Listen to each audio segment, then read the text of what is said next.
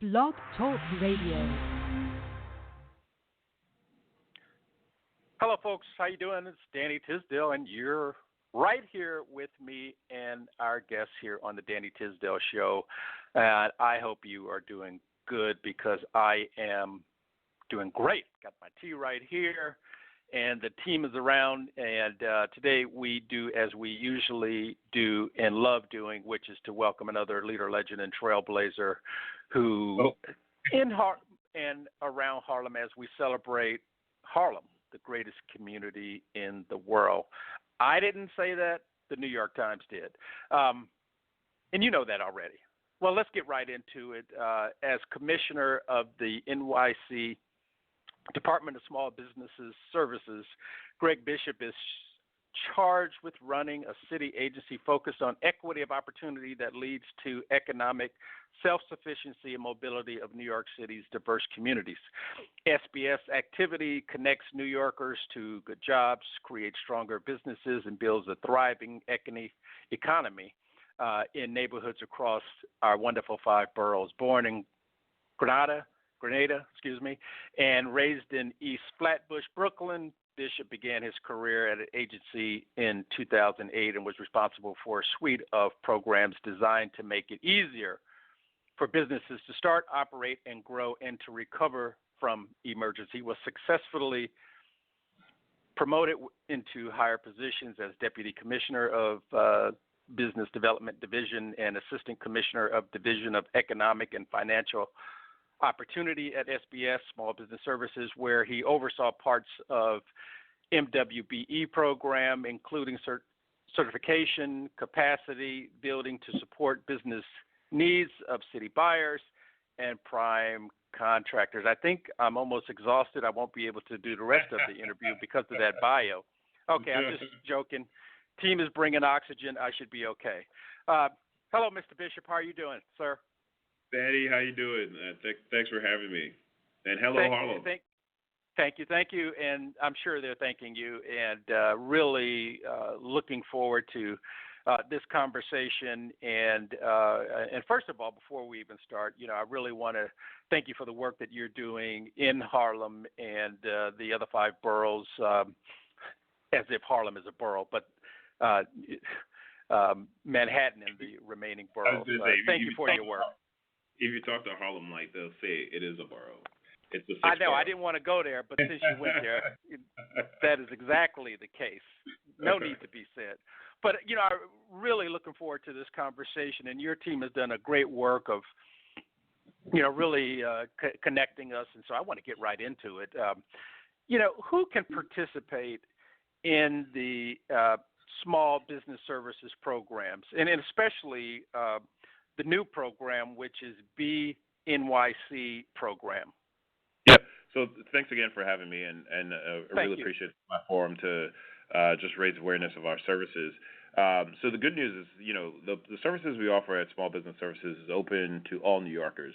If you are thinking about opening up a business in New York City, if you're thinking about growing your business, your operating business in New York City, we offer a set of services, 9 set of services that through our NYC Business Solutions brand that is built out to help businesses start, expand, and operate.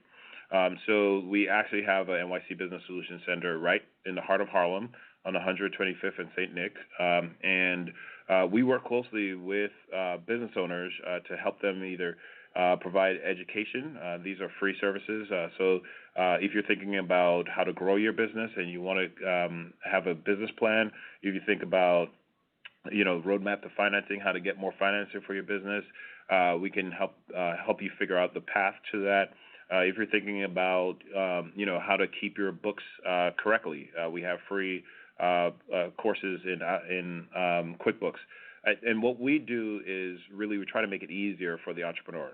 So we have education, we have free legal services, we have free finance services, and this finance service is really it's a service where we connect individuals who are looking for capital to lenders.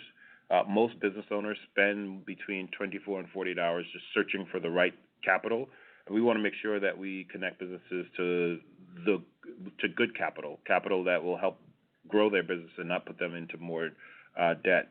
We also have services to help them navigate us as government, so navigate the regulatory environment. We want to make sure businesses are compliant as they are launching their business or as they're running their business.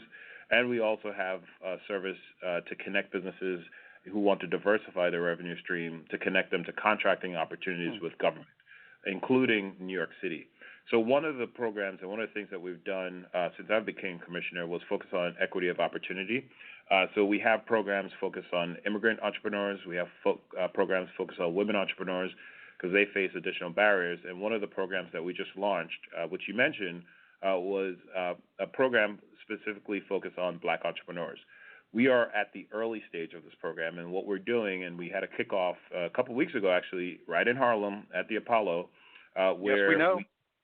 where we talked about why we're doing this. It's so important that people understand that the black community makes up about 20% of New York's population, but only own 2% of our small businesses.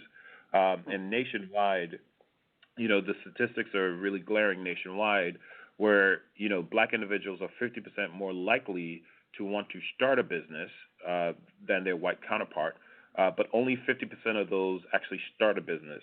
And of those who start that business, only 50% actually last beyond 5 years.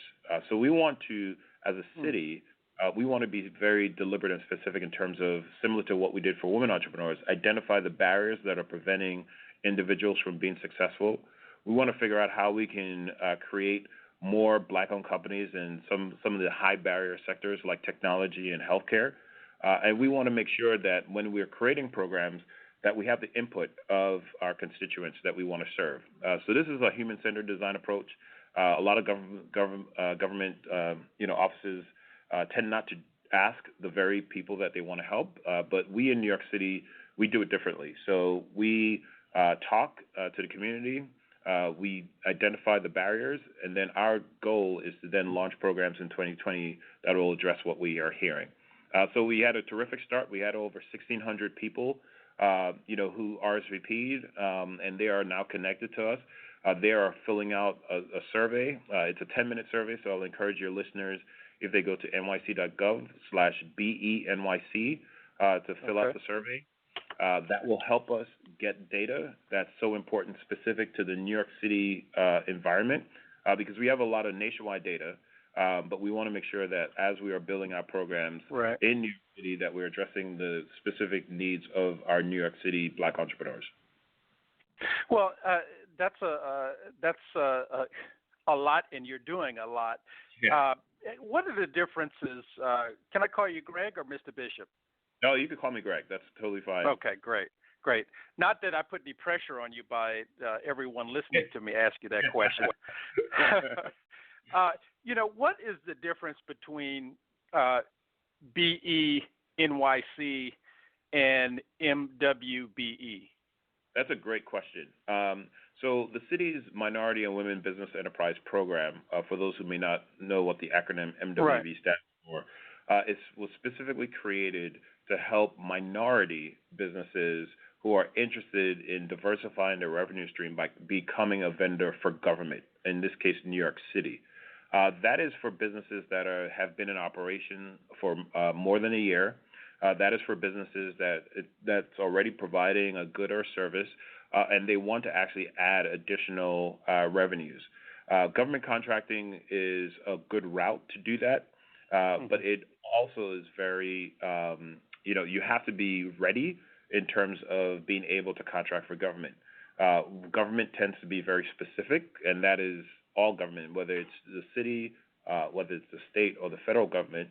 And we tend to also, when we say very specific, we will put out our RFP or our bid and we'll tell you what we want. So it's a different way of doing business than if, for example, you are B2C, which means you're just selling to consumers. If you're a B2B and you're selling to other businesses like corporations, you may be familiar with some of these, some of the terms where, the company will tell you what they want, you'll provide that good or service, you'll invoice them, and in some cases, some companies are like 30, 45, 90-day remittance. So you have to have the cash flow when you're ready to deal with bigger corporations. And government is like one of the largest corporations. New York City, just to give you a sense of scale, every year in order just to run the city, that's everything from providing meals to our students to equipping our offices with furniture and paper and pencils, et cetera. Every year we spend between $15 and $20 billion just to run the city. That's in New York City. That's just New York City. We have the third largest procurement budget across. If you look at the nation, we have the third largest procurement budget. It's the state of California, the state of New York, and then New York City. New York City. So we want to make sure that if you have a business and you're thinking about growing your business, we want to help you do that, and that is the very focus of the MW program, is taking a percentage of that buying power that the city has and investing in our small businesses. These businesses, as I said, are already existing, so they're not new businesses. They're existing businesses. As a matter of fact, you cannot get certified if you're a new business. You have to be in business for a year and have at least provided that good or service for at least a year. So that is the biggest difference between that program and what we're trying to do here, which is basically if you're thinking about starting a business, we want to see more business, more entrepreneurs start businesses in tech. We want to see more entrepreneurs start businesses in healthcare. We want to see more entrepreneurs start businesses to take advantage of, for example, all the challenges that we see that is coming down the line with climate change. We have aggressively passed legislation to reduce the emissions of our buildings. That will require equipment. We have a vulnerable waterfront where we're going to be needing more companies that could do work to shore up our waterfronts. And that's highly specialized work. And we want to grow the pool of businesses that are starting in those areas. And that's where BE NYC comes in.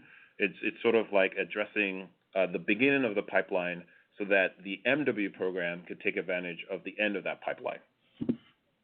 Well, that's fantastic. And as I know that readers and probably some listeners are getting completely tired of me saying this, but I last year did a podcast with Dr. Fakowski, who was born in Harlem, who received I'm sure you're familiar with him, a Nobel Peace Prize about 2100, in the year 2100, that there will be floods that will, in theory, the water covering Harlem. And so as you talk about climate change and strategizing for the future, it's no joking matter. Right. And you have to, and as much as we are alarmed by that, and we should be alarmed by that, there is a commercial opportunity, which is, cities, not just New York City. Any coastal city will need companies that can figure out how to retrofit our and shore up our waterfront. We may need to figure out how to elevate, like our parks, or and that is a special skill set that we want to make sure that we have Black-owned companies that are at least able to operate in that space. We also want to make sure, because our Deputy Mayor Phil Thompson has talked about this a lot. When we talk about automation and we talk about AI, Black individuals are more likely to be disrupted in terms of the workforce with automation because of the sectors that automation will impact. So we want to make sure somebody has to program the machines. So we have to make sure that we have Black-owned tech companies that understand and could work in that new economy. So that is why we are focused on BENYC, because we want to make sure that we build that pipeline. And that's fantastic, and I love the fact that, and maybe I'm biased, but it's New York City, drilled down is Harlem, but here we are planning for the future. I'm a guy from born and raised in Los Angeles, and let me just say that I love the fact that my New York City is planning for the future, and this is the way you do it. And very quickly, Gregg, we're already at the halfway point, and I just want to let our listeners know that they're listening to the Danny Tisdale Show podcast, brought to you by Constant Contact. Constant Contact is an online marketing company that creates email marketing campaigns like a Pro with easy-to-use features. We highly recommend using Constant Contact for their email list building.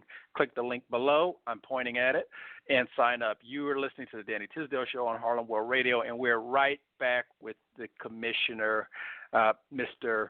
Gregg Bishop. And Mr. Bishop, I want to follow up right where I left off and share with you. I let some of our readers know and let some of our contributors know that you're going to be on the show. And I have to tell you, there were a lot. The majority of them, all of them, were happy that you're going to be on the show. But some of them had issues with the program and felt that, the programs are great, but, we've been in business. I'm just quoting what someone said. I've been in business a long time, and I feel like I've already jumped through a bunch of hoops to get here, and now I have to jump through additional hoops to take advantage of my tax dollars and to be a part of some of these programs. What do you say to someone like that, and they're talking about some of the programs like MWBE? Yeah. Right. So what I would say is that I understand their frustration. When I first came to the city, I think it's important for your listeners to understand the MWBE program, and a lot of credit goes to Mayor De Blasio and the work that we have done to really add additional resources. The MWBE program started under Mayor Dinkins, and for those who have been around, they remember that period of time. And the MWBE program at that point in time was a set-aside program, which was struck down by the courts. Added to the fact that Mayor Giuliani, when he ran his campaign, basically saying he was going to eliminate the MWBE program. And one of the things that he did day one was to sign an executive order. Mayor Dinkins was very smart. Yeah, he's very smart to put the MWBE program in the city charter. So Mayor Giuliani could not get rid of the program, but he did defund the program. So you had 8 years of no activity. And if you were a certified firm during that period, you did not see the benefit. And then Mayor Bloomberg, when he came in, had to figure out and stabilize the city after September 11th. Right. So really, Bloomberg administration did not focus on the MWBE program until December 2005, and their job was to re-energize the program after 8 years of dormancy. So we, when you look at where the MWBE program is, I understand there are companies who certified, they went through the hoops in terms of putting together documentation, and there was no opportunity. But since the Mayor De Blasio has been in office, we've seen our utilization increase, and we're going to make an announcement soon in terms of our latest numbers, which everyone will be very happy about. Unfortunately, I can't tell you, but that announcement is coming soon. We've seen legislation passed that now gives agencies. Mr. Bishop. Yes. Just between me and you, you can announce it if you want. If I had a mute button, I'd hit it. But right. No, I'm just kidding. I'm just kidding. Go ahead. I'm sorry to interrupt you. Go ahead. I'm sorry. We've seen agencies. When I started, agencies had full discretion up to $20,000. And if you look at all the studies that have shown, small businesses, in order for a small business to actually have a meaningful contract that will help them grow, that contract needs to be about $100,000. So, there wasn't really an opportunity for agencies to be creative. We have now actually gone. We went to the state. We were able to get information. We were get legislation passed. Agencies now have full discretion up to $500,000. We have a loan program where if you win a city contract, you can borrow up to $1 million at a 3% interest rate, which is the lowest in the nation. We have mentorship programs. We have technical assistance where if you never bid on a city contract, you can actually come to us and we'll help you make sure that your bid package is complete. So there's a wealth of free services that's available for certified firms.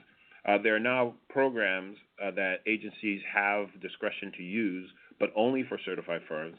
So what I will say to that listener and to anyone else who thinks that, why should I bother? I think now is the best time to be a certified firm because there are so many now new opportunities. We now have the ability to build out a mentorship program similar to the MTA and the SCA, which has been, the industry knows about and the industry has talked about how successful they've been.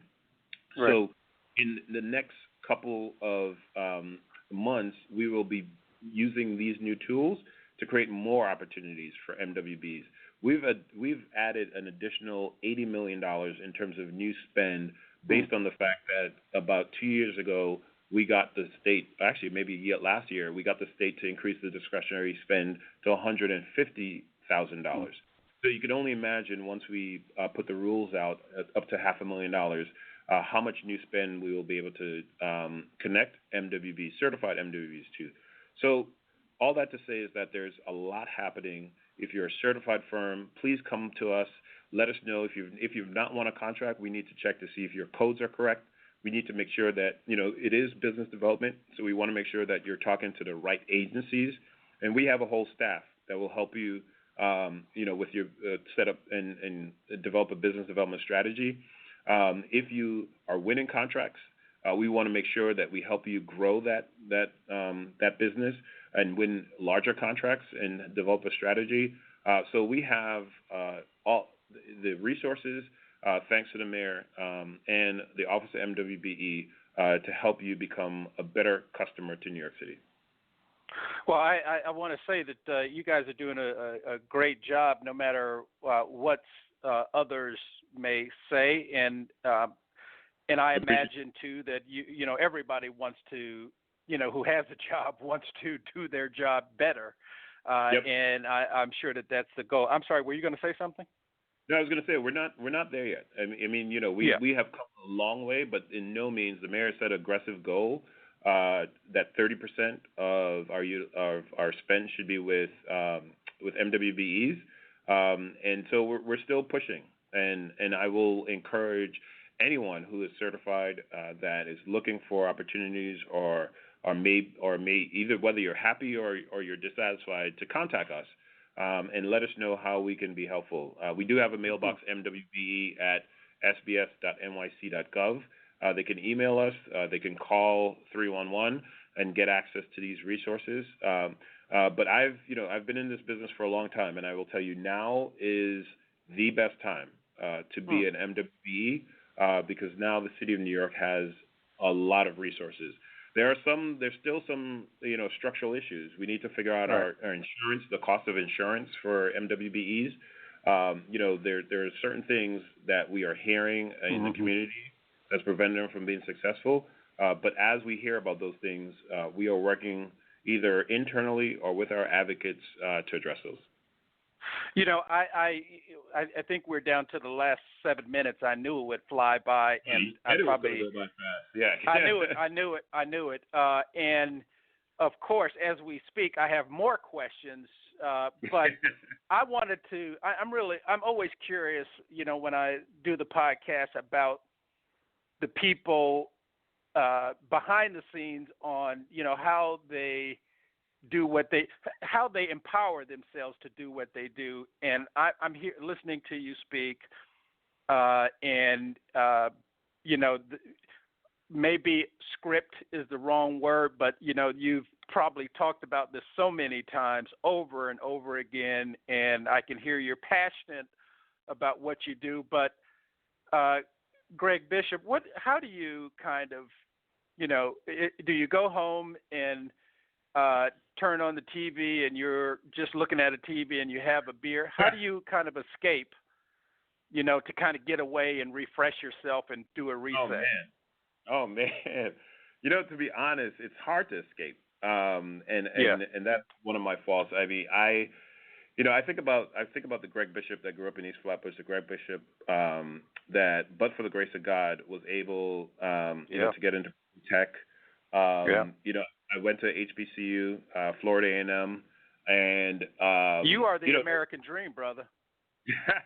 I mean, there's a lot of reasons why this work is so important, and why and it's not just me. I have 350 dedicated individuals here at this agency who are focused on helping, whether it's businesses, workforce, or strengthening our neighborhoods, because we love the impact that we have. And I got into this work by accident. I actually never thought about working for government, but I was working at a nonprofit, and we were trying to place young people into jobs. And it was easy for me to leap over to, if you can help a company grow, a small business grow, if you can help a small business get a contract, they are going to hire. And typically, small businesses hire within their neighborhoods. Minority of women-owned businesses hire within their community. The domino theory, huh? Exactly. And so when we talk about all the other issues, whether it's crime, whether it's education, it all goes back to economic development and economic opportunity. And if we can find the ability for someone to get a job or start a company, we can address a lot of other ills. So that's why I do what I do. So yeah, so when I go home, my passion, I have a side hobby in photography. I love capturing images. Oh, okay. But I'm always, when I'm out on the street, I'm thinking about what can we be doing better as a city. I'm sure. How can we do this better? How can we actually get to an entrepreneur before they make a mistake? Literally, how can we get in? So, having this platform, a lot of people, when they're thinking about starting a business, they go online and they go to Google. And there's nothing wrong with that, because we have developed a really good, search engine optimization strategy to make sure we pop up at the top. But we want to make sure that we continue figuring out ways to connect with entrepreneurs, so that way they know they have all these resources at no cost, and especially in communities of color, where we tend not to look to government for assistance because of our relationship with government. We have to change that narrative, and if I can do that, and if I can be the face of that, then I'm blessed to be in this position right now. Well, to say your words, you're blessed to be in that situation, and to use my words, we're blessed to have you in that situation and to do the work that you're doing and to be as passionate as you are about the work that you're doing. And we're down to our last 2 minutes, and so I have 2 questions for you that I'll ask you at the same time. Do a lightning round. What's your favorite place in Harlem, just for one? And last, I know that's always the toughest question. And last, can you give that contact information again for those who may not have had a pen and who are like me, have a terrible memory, how to get involved in the program, how to support the work that you're doing, but first, your favorite place in Harlem? So, I'm going to get myself in trouble now. You probably will.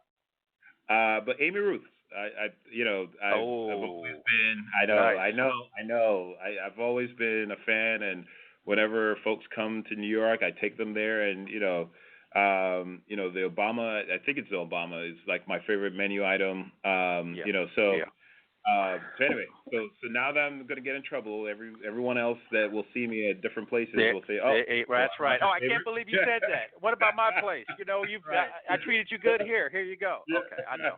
Right. I know. But again, New York City is so fortunate to have so many small businesses, over 230,000 small businesses that are the backbone of our economy. Mr. Bishop, we're at a minute. All right. So I just want to let people know, if you are thinking about needing services, call 311, or you can go to nyc.gov/SBS for our general services, or if you want to participate in our Black Entrepreneurship Initiative, you can go to nyc.gov/BENYC. Danny, thank you so much for having me. And thank you for being on the show, Gregg Bishop, and we really appreciate the work that you're doing. And again, really look forward to connecting with you, and I'm sure our readers and our listeners will connect with you also, and if not you, the office you have in Harlem. Thank you again for being on the show and taking the time. Thank you much. All the best. Thank you. Thank you. Thank you.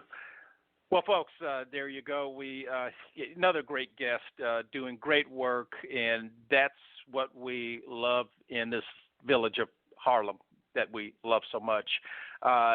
There's always work to be done, and it sounds like part of the work is being handed to you, listeners. and the baton is being passed to you to activate your business. If you have any business ideas and want to follow through with those, I think you know what to do. And if not, you can 311 it and follow up on other links that Mr. Bishop gave you. All the best. Love you. Bye-bye.